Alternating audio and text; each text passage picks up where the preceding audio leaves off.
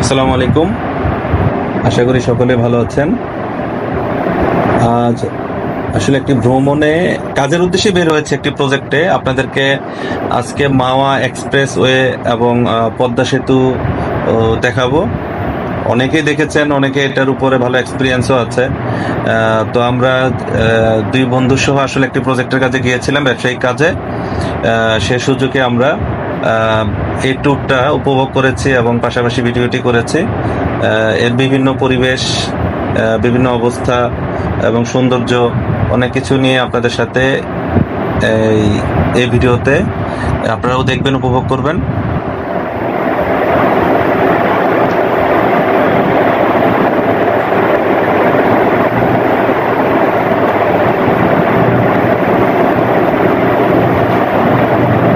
এই রুটে আসলে কিছু লিমিট আছে স্পিডের, গাড়ির যে স্পিডগুলো। তো অনেক গাড়ি সেই লিমিটগুলো আপনার ওইভাবে আসলে মানে না। যেমন যেখানে 40 কিলোমিটার, যেখানে 60 কিলোমিটার, যেখানে 80 কিলোমিটার ম্যাক্সিমাম যে স্পিড থাকার কথা, আসলে ওইসব স্থানে আসলে গাড়িগুলো ওইভাবে সেই স্পিডে থাকে না, অনেক হাই স্পিডে থাকে। আপনার 100-120 পর্যন্ত আপনার চলে যায় এই রোডের মধ্যে। আর মোটরসাইকেল তো কথাই নেই। এটি মূলত মাওয়া এক্সপ্রেসওয়ে। এই রুটের মধ্যে আপনার ডানে বামের কোনো গাড়ি কিন্তু আপনি ঢুকতে পারবেন না। লোকাল এরিয়ার যে গাড়িগুলো লোকাল অঞ্চলের বা বিভিন্ন স্টেশনের, সেগুলো কিন্তু যাওয়ার পথে হাতের বাঁয়ে আলাদা রাস্তা আছে, ওখানে চলবে। আর এগুলো হলো ডিরেক্ট আপনার হলো পদ্মা হয়ে, পদ্মার ওপারে যেসব গাড়িগুলো যায় সাধারণত এই এক্সপ্রেসওয়েতে সেই গাড়িগুলোই থাকে। আর অপোজিট প্রান্তে যে গাড়িগুলো আপনার পদ্মার ওপার থেকে আসে, ঢাকাগামী যে গাড়িগুলো, সেগুলো হলো আপনার এই রুটে, পাশের রুটে থাকে। ওই যে প্রত্যেকটির পাশে দেখেন, রেলিং এর পাশে কিন্তু আলাদা রাস্তা আছে, যেখানে লোকাল গাড়িগুলো, সিএনজি, অটোরিকশা, এগুলো সাধারণত চলাচল করে।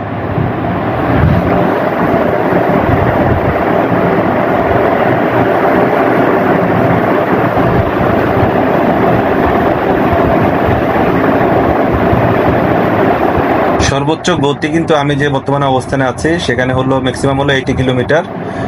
কিন্তু প্রায় প্রাইভেট কার এবং অনেক গাড়ি আপনার হলো 80-র উপরে থাকে, 190-এর উপরে, 90-80, মানে 80-র উপরেই থাকে। 80-র উপরে 90, 92, 95, 100 পর্যন্ত, অনেকগুলো 100-এর উপরে থাকে।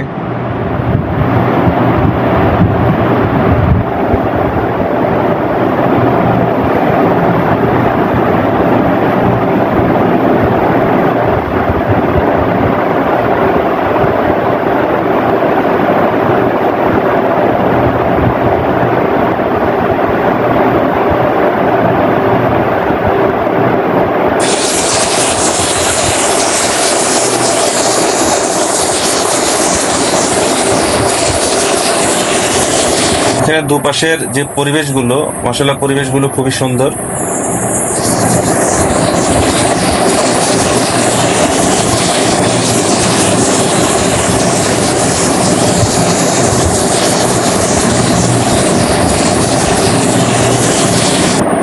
এক সময় এই যখন এক্সপ্রেস ওয়ে ছিল না, তখন কিন্তু এই রুটের মধ্যে অনেক ডাকাতি হতো।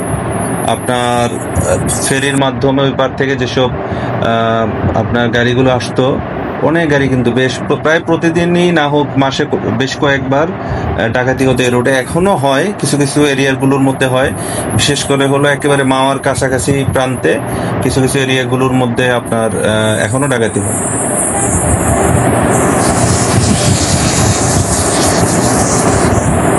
তবে আগের তুলনায় এখন অনেক নিরাপদ। আগে তো দুর্ঘটনাও, প্রচুর দুর্ঘটনা হতো এই রুটে, কিন্তু আগে অনেক অ্যাক্সিডেন্ট হতো। আপনার সিঙ্গেল রোড ছিল, গাড়ির স্পিড মানে রাতে তো ভালোই স্পিড ছিল তখন এই রুটের মধ্যে। ফাঁকা রুটে ডাকাতিও হতো, দুর্ঘটনা ঘটতো অনেক।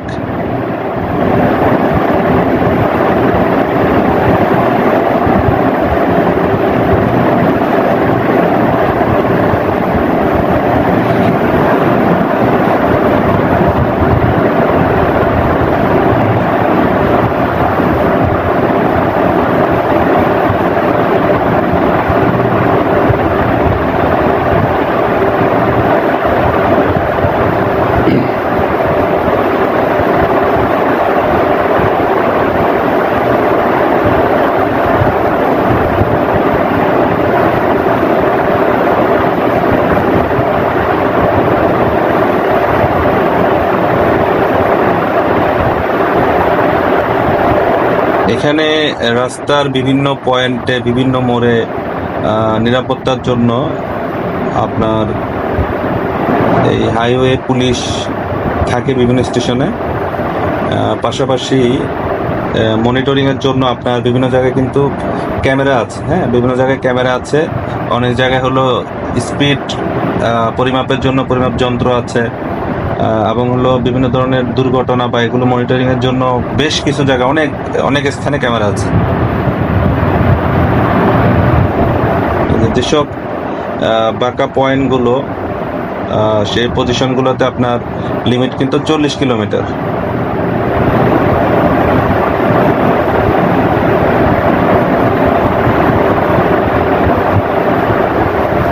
এবং এখনো বেশ কিছু কাজ ওইভাবে শেষ হয়নি। বিশেষ করে সিকিউরিটি সিস্টেমের অনেক কাজ এখনো ডেভেলপ হচ্ছে বিভিন্ন পয়েন্টে এবং বিভিন্ন মোড়ে। যেমন এই যে গাড়িটি চলে গেল, দেখেন আমরা এখানে যেখানে 80তে স্পিড থাকার কথা, যেখানে 80তে আছি, তার মানে হলো আমরা 75 থেকে 80-র মধ্যে আছি। আমাদেরকে যেহেতু ওভারটেক করেছে, তার মানে হলো অবশ্যই সে 90 থেকে 100-এর মধ্যে আছে।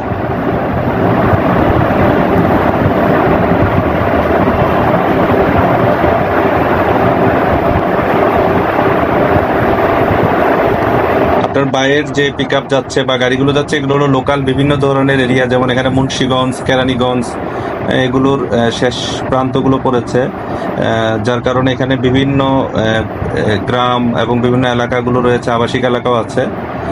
তো লোকাল মানুষজন চলাফেরার জন্য পাশের যে রাস্তাগুলো, ওনাদের জন্য এই রাস্তায় লোকাল গাড়িগুলো চলে সাধারণত।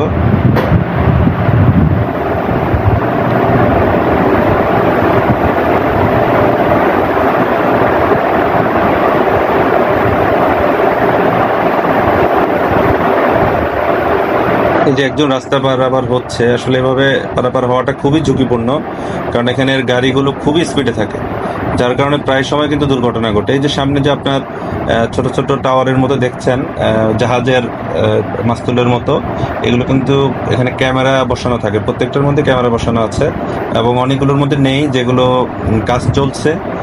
সামনে হয়তো বা এখানে ভালো ক্যামেরা বসানো হবে নিরাপত্তার জন্য।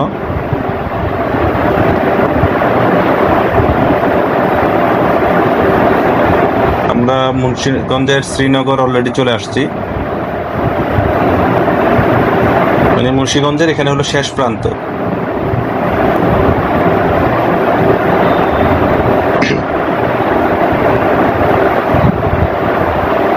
আমরা যাচ্ছিল সোজা মাওয়া হয়েই তো পদ্মা সেতু। মাঝে মাঝে ছোট ছোট কিছু ব্রিজ কালভার্ট পড়বে, পদ্মা সেতুর আগে ছোট ছোট কিছু ব্রিজ এবং ছোট ছোট কিছু কালভার্ট পড়বে, অসংখ্য কালভার্ট আছে।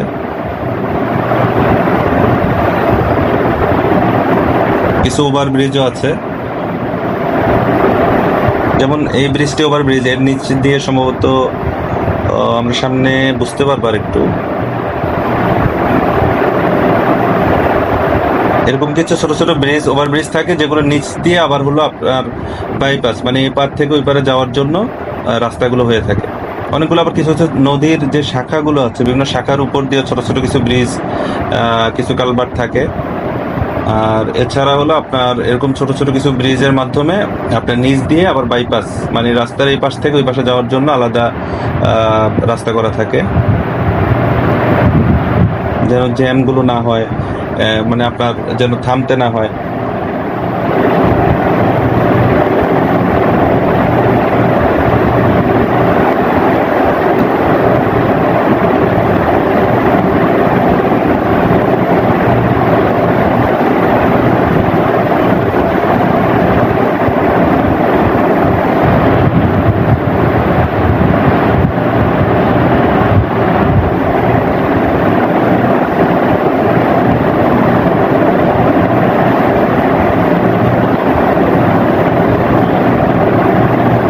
এই রাস্তা আপনার মাওয়া ব্রিজ হয়ে ওপারে বরিশাল, খুলনা, গোপালগঞ্জ থেকে শুরু করে ফরিদপুর, অনেকগুলো বেশ কিছু ডিস্ট্রিক্ট এবং বিভাগে যাওয়ার জন্য একটি ভালো সুবিধাজনক রাস্তা। আগে মানুষ যারা লঞ্চ জার্নি করতো, লঞ্চের যে সময়টা ছিল, এখন কিন্তু সেই ক্ষেত্রে অনেক সময় সেভ এই রাস্তার কারণে। এই যে আপনার নিরাপত্তা যেই পুলিশগুলো থাকে, এরা কিন্তু আবার আপনার গাড়ির লিমিট কত স্পিডে আছেন সেগুলো কিন্তু মার্ক করে, এবং রাস্তাঘাটে নিরাপত্তার জন্য এরা রাউন্ডে থাকে। বেশ কিছু টিম কাজ করে ওনাদের।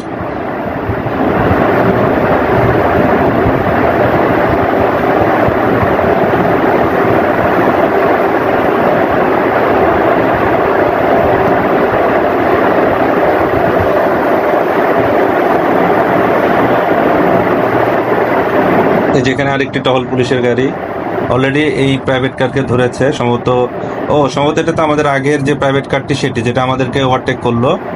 অতিরিক্ত হয়তো বা ওভার স্পিডের কারণে কিন্তু ওনাদেরকে ওই যে পেছনে যে গাড়িটি আমরা পুলিশের একটি গাড়ি দেখে এসেছিলাম যেটা টহলে ছিল, এনারা কিন্তু মার্ক করে, স্পিডটি মার্ক করলে সামনের যে পুলিশের গাড়ি থাকে ওনাদেরকে আবার মেসেজ করলে ওনারা আবার সেই গাড়িটাকে থামিয়ে কাগজপত্র চেক করে মামলা দেওয়ার দরকার হলে মামলা দেয়।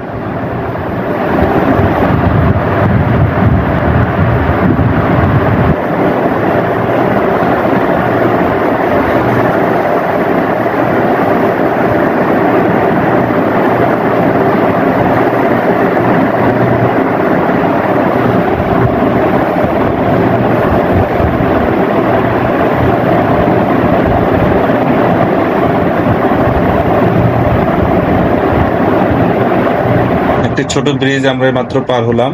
মানে বিভিন্ন নদীগুলো আপনার এই রোডের মধ্যে পড়েছে এবং নদীর বিভিন্ন শাখাগুলো পড়েছে। যে নদী এবং শাখাগুলোর উপরে ছোট ছোট কিছু ব্রিজ রয়েছে। এমাত্র আমরা একটি ব্রিজ পার হলাম।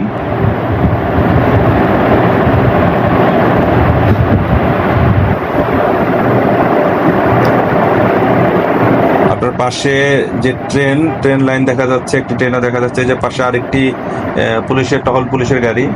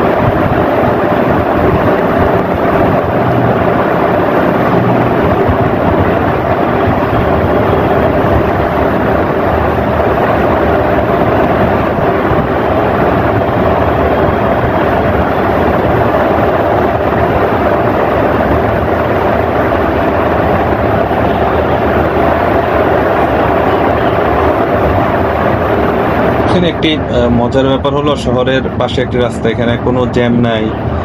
আমাদের যেমন সিটিতে বা সিটির আশেপাশের যে রাস্তাগুলো কিছুটা কিন্তু ব্রেক করতে হয় বিভিন্ন কারণে, হয়তো বা কোনো সামনের গাড়ি আপনার খুব স্লো করে ফেললো, বিভিন্ন কারণে ব্রেক দেওয়ার একটা প্রবণতা আছে বা জ্যামের একটা চাপ থাকে সাধারণত। এখানে সেই চাপ বা সেই প্রবণতা নাই, এখানে আপনি চলতেই থাকবেন।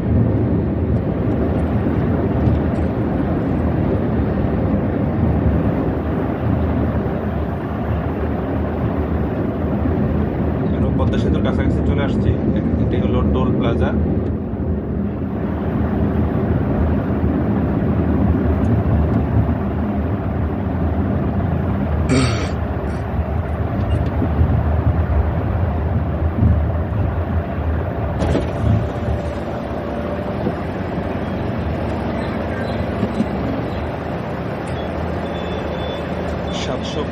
টাকা আমরা টোল পরিশোধ করলাম।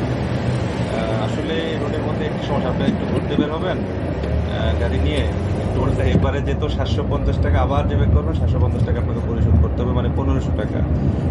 তো এই রুটে সাধারণত যে বাসগুলো গাড়িগুলো চলে এগুলোর ভাড়া আসলে বৃদ্ধির এটা একটা বড় কারণ। কারণ এখানে হলো টোলে অ্যামাউন্ট একটু বেশি হওয়ার কারণে এগুলো সবগুলো সাধারণত যাত্রীদের উপরে পড়ে। সাথে তো যে বাস কোম্পানিগুলো তারা একটা সুযোগ পায়, এটার সাথে আরও কিছু যোগ করে। কারণ এই রাস্তার মধ্যে দূরত্ব স্বল্প হলে অনেক জেলার ভাড়াগুলো কিন্তু তুলনামূলকভাবে একটু বেশি, বা আপনার কাঁচা মালামাল যে পারাপার করবেন অথবা একটা পিক আপ ট্রাক যাবে, তাদেরও কিন্তু আপনার যে ভাড়ার কারণে, এই টোলের কারণে কিন্তু ওদের গাড়ির ভাড়াগুলো বেড়ে যায়। যে উপরে যে ব্রিজটি দেখছেন এটি দিয়ে আর কি ট্রেন যায় আর কি। কিন্তু তো আমরা অলরেডি পদ্মা সেতুর মধ্যে উঠে যাচ্ছে, যে উঠে গেলাম, পদ্মা সেতু শুরু।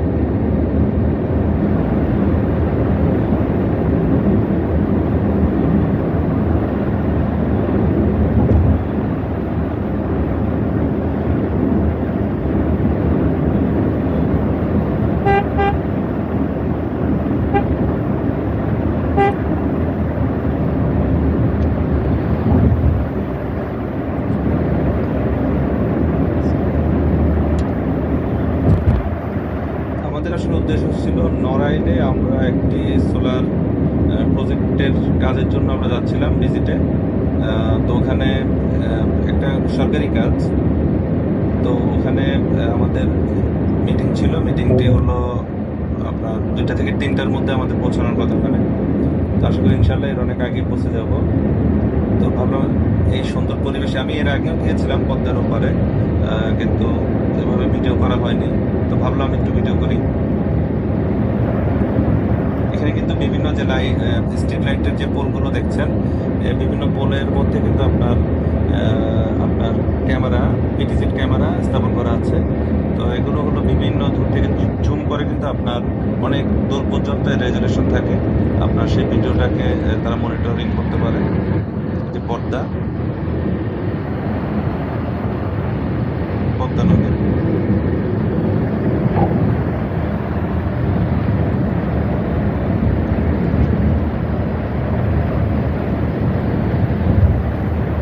অলরেডি বামের পাশে একটা রেলিং দেখলাম নেই, কোনো কারণে হয়তো ওখানে দুর্ঘটনা ঘটেছিল, তাই হয়তো ভেঙে নিচে পড়ে গেছে। উপরের স্টিলের যে রেলিংগুলো, সেই রেলিংগুলো সম্ভবত।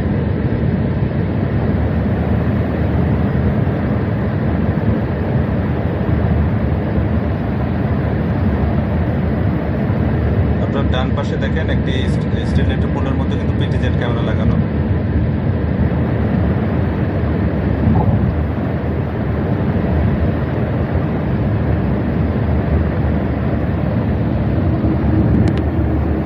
এখানে কিন্তু বিভিন্ন পয়েন্টে আপনার পদ্মা সেতু কর্তৃপক্ষের নিয়োগপ্রাপ্ত যেই নিরাপত্তা কর্মীরা কিন্তু আমি দেখলাম বেশ কিছু দূর আপনার ওনারা অবস্থান করছে। বিভিন্ন নিরাপত্তা বা বিভিন্ন কারণে হতে পারে, কারণ এখানে আসলে যে কোনো যানবাহন থামানো সম্পূর্ণরূপে নিষেধ। তারপরেও কিছু যানবাহন, বিশেষ করে মোটরসাইকেল, প্রাইভেট কার থেকে অনেকেই অল্প সময়ের জন্য ওখানে দাঁড়িয়ে বিভিন্ন ধরনের ভিডিও, ছবি এগুলো তুলতে পারে। এর জন্য হয়তো বিভিন্ন যে দেখেন এখানে পায়ে কিন্তু আরেকজন নিরাপত্তা কর্মী দেখা যাচ্ছে।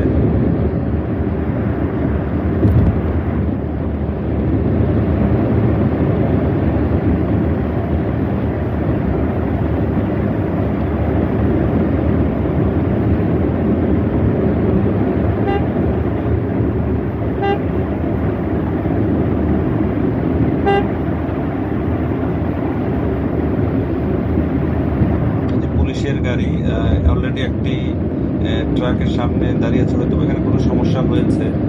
তো মনিটরিং এর জন্য এই যে ক্যামেরা, বাম পাশে স্টিল লাইটের পোলের উপরে দেখেন ক্যামেরা, 2টি ডাবল পিটিজেড। এখানে সর্বক্ষণিক মনিটরিং হচ্ছে। আপনার কোনো গাড়ির সমস্যা হলে অথবা কোনো গাড়ি থামলে আপনার কিন্তু এই যে টহল পুলিশ এবং নিরাপত্তা কর্মীরা আপনার সাথে, মানে আপনাকে বা আপনার কাছে খুব দ্রুত তারা চলে আসবে।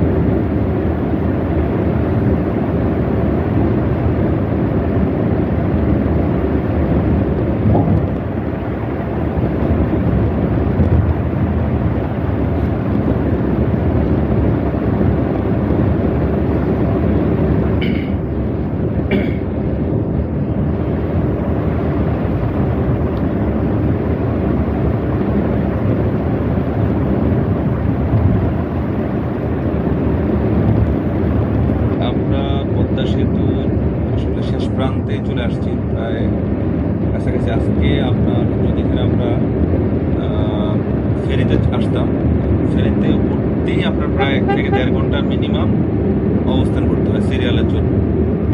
পরবর্তীতে ফেরিতে ওঠার পরে সেই ফেরি কিন্তু আপনার এবারে আসতেও আবার প্রায় 1.5 ঘন্টা, মানে প্রায় 3 ঘন্টা আপনার সময় লাগবে। সে জায়গায় আমরা কিন্তু পদ্মা সেতু মাওয়া এক্সপ্রেসওয়ে বা পদ্মা সেতুর ওপার থেকে এবারে আসতে আমাদের 10-12 মিনিট সময় বা ম্যাক্সিমাম 15 মিনিট সময় লাগতেছে। তার মানে কোথায় 3 ঘন্টা আর কোথায় 15 মিনিট, বিশাল একটা টাইমের ব্যবধান।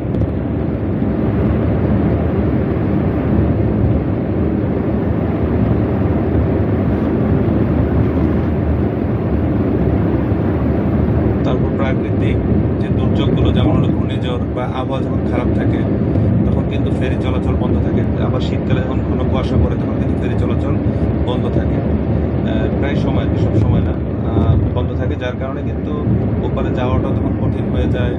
এই যে কাঁচামাল, খাবার, বিভিন্ন ধরনের ট্রাক পিকআপও কিন্তু ওইপারে তখন যাওয়াটা নিয়ে সমস্যা হয়ে যায়। কিন্তু এখন বর্তমানে এই সেতুর কারণে যোগাযোগ ব্যবস্থাটা খুবই ভালো হয়েছে।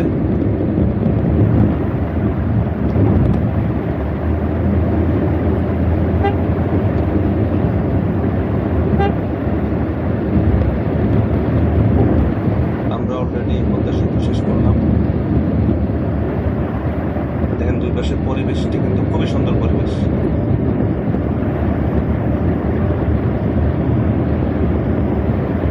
উপরের এটি হলো ট্রেনের জন্য, মানে ট্রেন ওপারে যাওয়ার জন্য এই রাস্তাটি।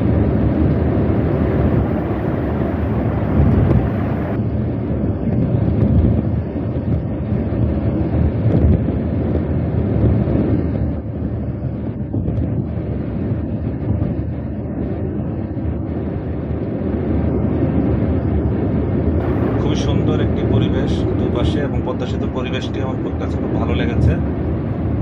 তো আগামীতে ইনশাল্লাহ যদি কোনো একটি ভালো পরিবেশ বা ওরকম সুযোগ পাই আরেকটি ভিডিও করবো ইনশাল্লাহ। তো আবার আপনাদের সাথে দেখা হবে। সকলে ভালো থাকবেন। আসসালামু আলাইকুম।